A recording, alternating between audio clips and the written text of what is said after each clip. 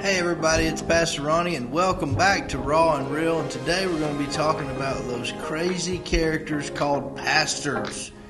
What do we do if we don't agree with our pastor? We're going to tackle that today.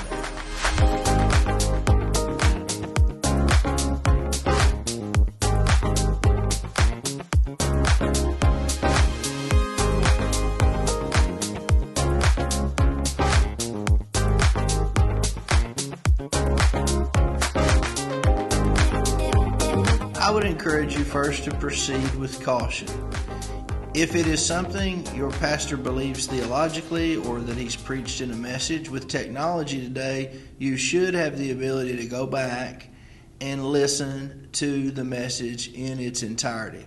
That would be my first challenge to you if it's a message that your pastor has preached, is to take the time to go back and carefully, without distractions, listen to the pretext and the context of what your pastor is trying to get across to you through the Word of God.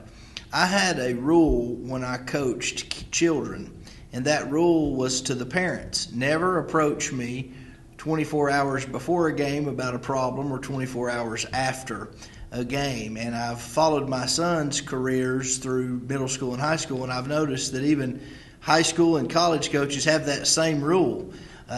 Give yourself time with the Lord before you approach your pastor about a trivial or a minimal disagreement. We all have things we disagree on, but the Bible teaches us that the pastor is held accountable to a higher standard and a higher power than you. It doesn't mean that if you see injustice, if you see just this egregious sin pattern or something extremely immoral, that you shouldn't speak up. But what it does mean is that you do believe the Word of God, that pastor is going to be held to a higher standard than you could ever hold that pastor to. So I would say proceed with caution. Depending on what kind of church you go to, there should be some form of government. There should be someone you can talk to in order to be heard. And so I would say, weigh the issue. Make sure that this is a real issue worth sitting down and confronting your pastor about.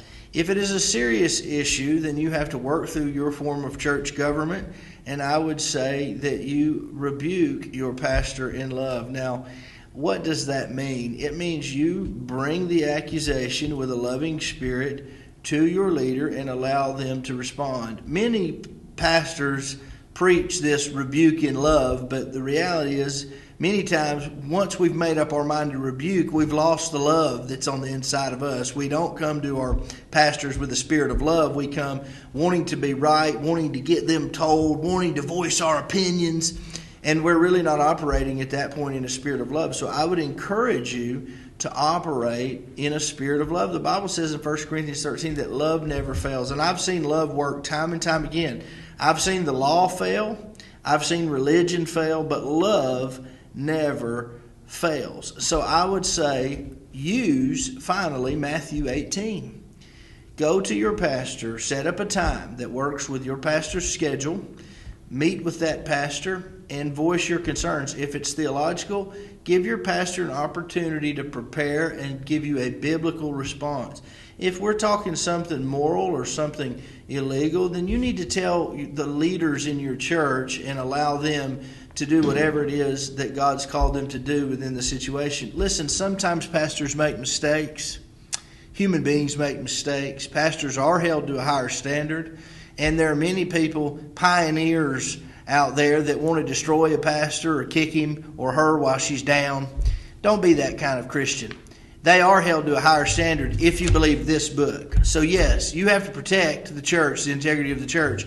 But you also have to trust God to bring all deeds into judgment according to Ecclesiastes 11, including all hidden things. So let God be God.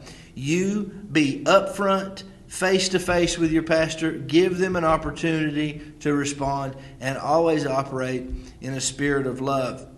I believe we all need grace. I need it. You need it. And so let's love one another, and let's give each other the benefit of the doubt. I truly believe that is the way of the kingdom. Hey everybody, I hope you enjoyed this. If you go down to the comment section and put in your question, we'll try to get to yours next time. But in the meantime, would you subscribe to this YouTube channel? Would you share this video? I believe you will. I want to help some people. Our goal is to inform and inspire.